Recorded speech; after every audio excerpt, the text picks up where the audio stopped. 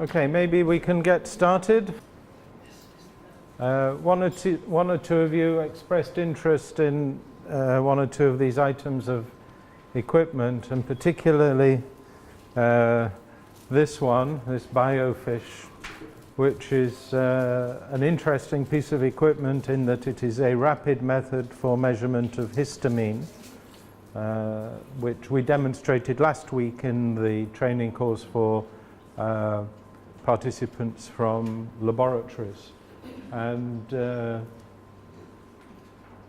it's based on an enzymic assay, but it actually measures the change in conductivity of the solution. So it's very quick and very accurate compared to the fluorimetric methods, which measure optical density of a color change.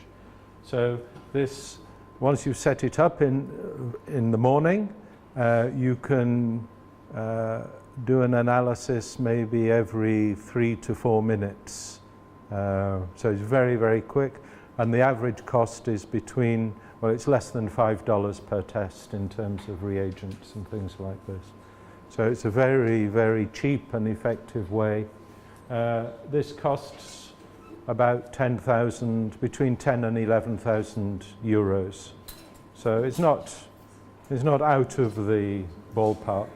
All of this equipment is things which we were using in the training course, some last week, some this week, and we will be donating it to the St. Vincent Fisheries Department at the end of this afternoon, when we also give you the test kits, the chlorine test kits, the pH and thermometers and so on.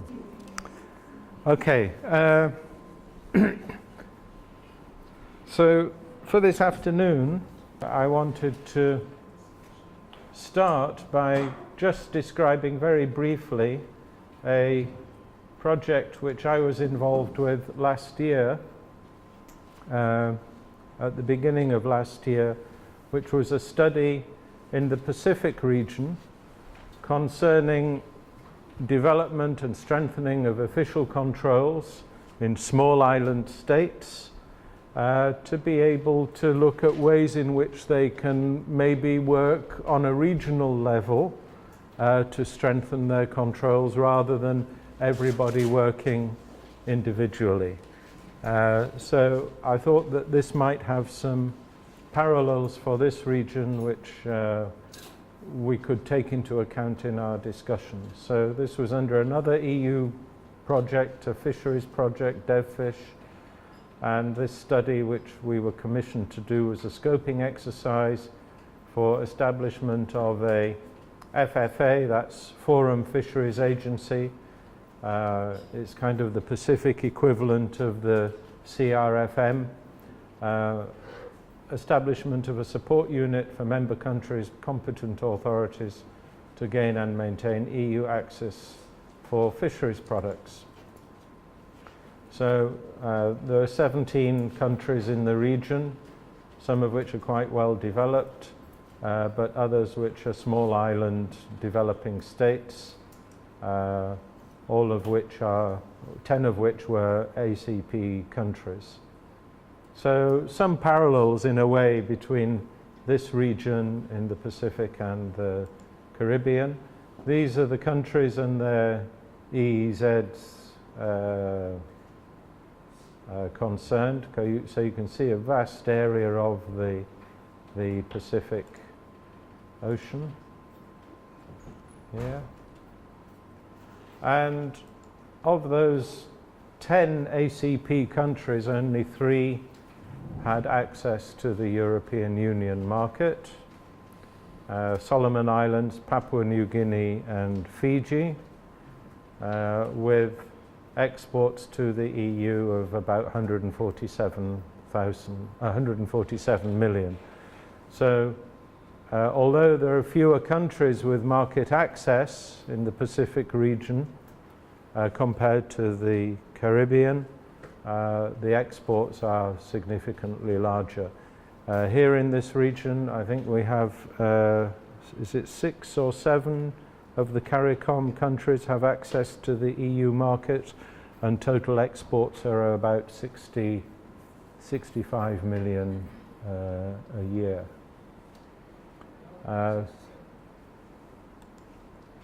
So the main issue in the fishery sector in that region is tuna. There is a massive tuna fishery in the southwest Pacific. Total catch in the region, 2.6 million tons. Massive, worth over $6 billion. So it's a massive tuna fishery. So it's probably, I think it came out at something like nearly 60% of global tuna production. In the zones of those 10 countries, the total catch was worth about 1 billion by flags of all vessels. But their share in terms of the vessels which were flagged to those countries was only 200 million.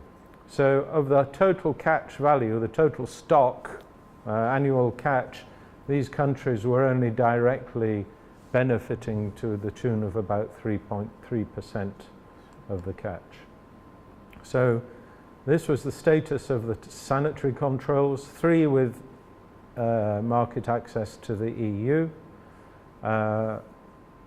3 with competent authorities nominated in place and with some degree of control system, but had not yet managed to get themselves listed by the EU, and 4 of the countries where until this time they hadn't even been able to formally nominate which organization was going to be responsible. So collectively they were very interested in developing these functions. They saw benefits in terms of improved access to markets and better prices, so that their own flagged vessels could access EU supply chains.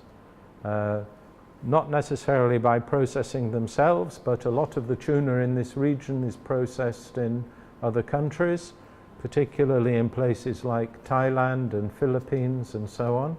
And they would be able to sell to those countries fish which was caught under an EU regime, so they could then can it and sell it to the European Union, which was one of their important markets. So there was actually a premium price on yellowfin tuna caught by vessels with an EU authorization. You could get another $100 a ton sometimes for your fish if your vessel was authorized to supply the EU. So that was a very attractive incentive for the vessel owners and the competent authorities and the governments to invest in these systems. It would also allow them to receive discharges from EU vessels approved by other countries. So, for example, China had a big fleet operating in the region of vessels which were approved for EU supply. But if the country itself in which they were landing was not approved, that product could not be certified, because as a country of dispatch, you wouldn't be authorized to issue the certificates. So that was another reason. As well as there were a few processing establishments in those countries, but of course they couldn't supply the EU market.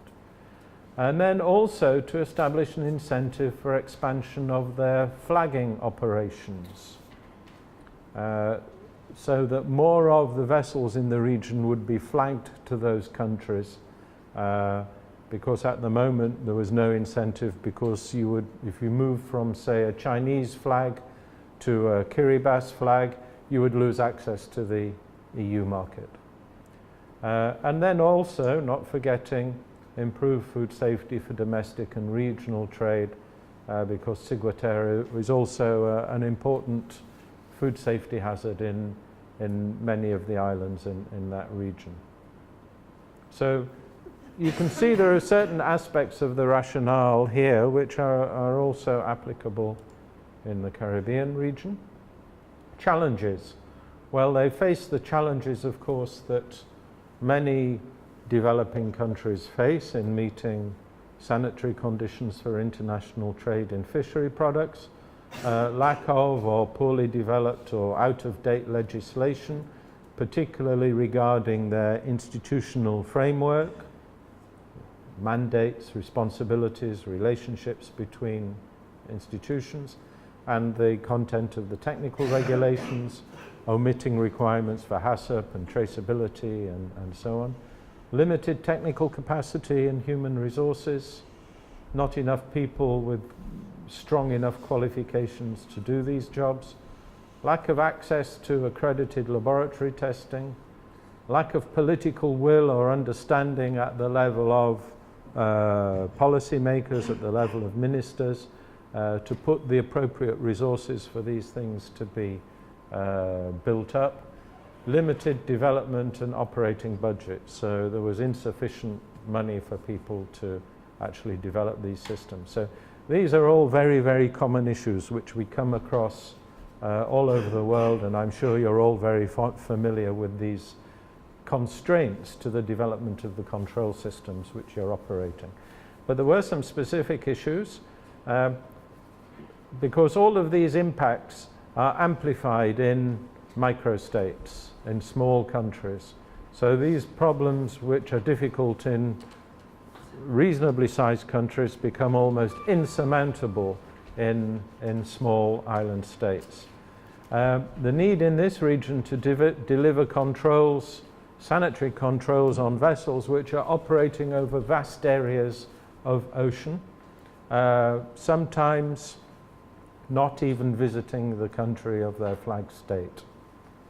That also is rather similar to here. And then the logistics of sampling and testing over such great distances were also major challenges.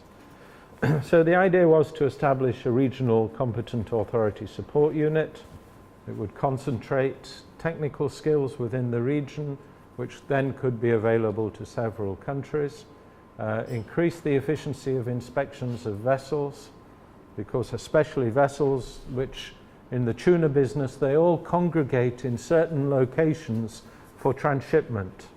So there are certain situations, certain locations where there is a common transshipment point where reefer vessels come in and meet up with several tuna vessels so they can all transship into that reefer and then it can take the product to market. So if you can put your inspection at that point, you can actually catch many vessels coming in, even though they may be flagged from different states. Increasing the quality of inspections, the efficiency of sampling and testing, and improved coordination and communication of data, particularly sanitary history of reflagged vessels. So it was rather similar to the IUU situation where there was a lot of changes in flag of vessel, and sometimes keeping track of those things and the sanitary history of a vessel was rather difficult, which is the similar issue with regard to reflagging of IUU vessels. And then have a mechanism for delivering other technical assistance to the countries. So there are certain things you could do at a regional level, but there would still be a sovereign responsibility remaining with each state competent authority. They would have to retain responsibility for the legal framework of controls. They would be responsible for approval, listing and delisting of vessels and establishments based on the advice or information received from inspections from the support unit. They would still issue the sanitary certificates. They would still have to take legal action in cases of breach, and they would still have to communicate with competent authorities of other countries, with the EU and so on. So there are some sovereign responsibilities within competent authorities that cannot be devolved, unless you go to a treaty like the EU has, where you actually sign away some of your sovereign rights to that regional body. And of course that wasn't the situation in this region. So in law, in international law, there are certain indivisible responsibilities of competent authorities which they have to retain unless they are formally devolved to other organizations. So we designed the functions and proposed the functions that this body, this regional competent authority support mechanism, would develop and manage a regional sanitary standard which would be equivalent to the EU standard for fishing vessels, so equivalent to Regulation 853, the annexes, that there would be voluntary inspection and certification of vessels to this standard by the support unit, so it would be acting exclusively as an inspection body, that it would take samples and submit samples for official controls and environmental monitoring, and would provide technical assistance to competent authorities for things like the inspection of shore-based establishments. So this would be the standard, equivalent to EU regulations. That this would be, there would be an agreement by participating states that the standard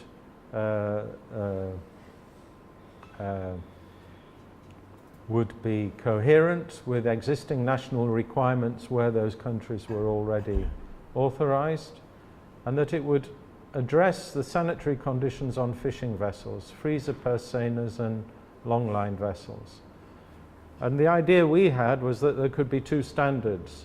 There would be a Class A, which would be your EU-compliant vessels, in other words, the ones which had HACCP and all of the specific requirements, and there could be a Class B, which would be a lower requirement.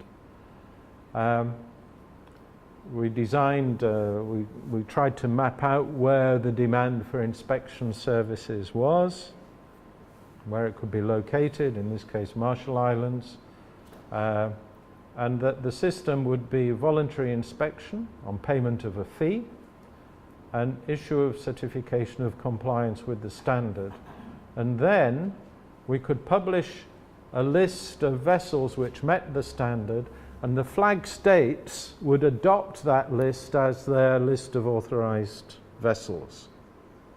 Okay, that was the procedure which we came up with. So the inspection body would not be formally part of the competent authority, but it would be contracted or contractually linked to the competent authority via the regional body, and the results of those inspections would be adopted by the authority.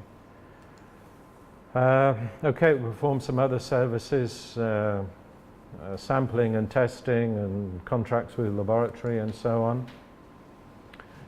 We'd have to take steps to make sure that this was properly constituted and that its governance was up to scratch, so annual reporting.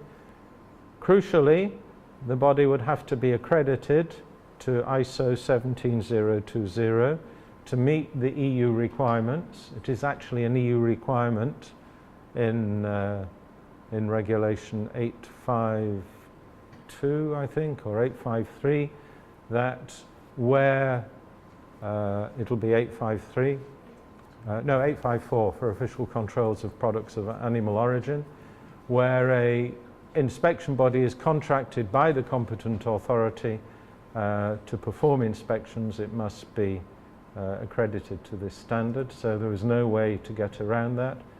And it would be subject to audit by the EU and also be subject to independent external audits as well. So the government would know that the support unit was performing inspections adequately, and they could adopt its list of certified vessels with confidence. It would need an MOU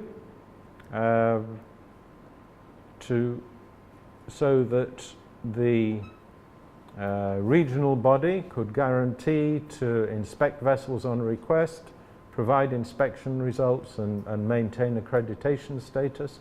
But the important thing here was that the flag states would have to guarantee that there would be no listing of vessels for EU outside the scheme, because otherwise, you see, you'd end up having some vessels authorized by their own inspectors and some vessels authorized by this support unit. And there would then be a risk of other influences on some of those certifications which would undermine the scheme for everybody. So we stated the rule that if you buy into this scheme, you cannot independently list your own vessels. And you would also have to guarantee not to issue sanitary certificates for vessels flagged by you which were not certified by the scheme. So similar sort of thing. Okay, we looked at the finances of it. Well, it would need some money. We worked out it would need 2 or 3 million to set up, and it would take maybe, well, there'd be a certain cost, several hundreds of thousands of dollars every year to operate this. But based on what we discussed with vessel operators as reasonable fees, we worked out that there was a break-even point of about 30 vessels. So if you could get 30 vessels into this scheme, then it would start to pay for itself. And the vessel owners were more than happy to pay for this because, as I said, they could get up to $100 a ton premium on EU authorized products. So if there's a vessel catching 1,000 tons a year, well, 100 tons, $100 a ton makes $100,000 difference to them. So they would be more than happy to pay $20,000, $30,000, $40,000 for this service. So that was the proposal, and what we did is we took the proposal to the EU because they had to also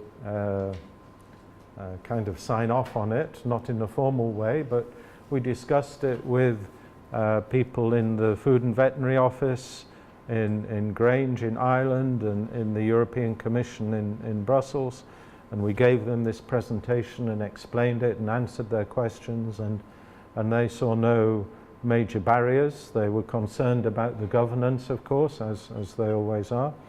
And as far as I know, I think now the government of New Zealand is sponsoring the development of this system within that region. So this is just to say that things can be done on a regional basis.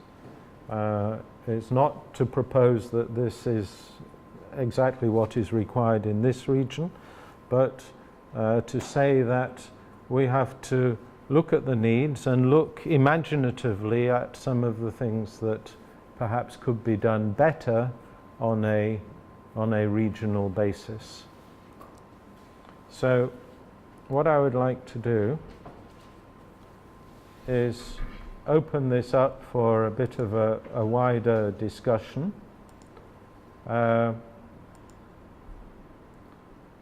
Because I think from what I've seen during the course of this week, there are really quite a few significant challenges which are facing competent authorities within this region and the inspectors responsible, yourselves, which as we move forward and look for ways to strengthen and improve the control systems, could be areas where resources and effort could be focused. And in the interesting discussions we've had during the course of the last 5 days, I've picked up on a few points which in my opinion, are important issues which maybe need to be discussed and taken forward from here. And I think it's important in training like this, it's not just a matter of, you know, getting some new techniques and ideas about inspection, but there are important challenges ahead, particularly in terms of regional development via CARICOM and its various agencies in the region, where the control systems which we've developed are going to have to be strengthened and built up to address some of these challenges. So some of the questions that I think we could discuss now, because as I say, I think it's important that you take things back and move things forward from here. You know, there's a question, where do we go? Where do we go to from here?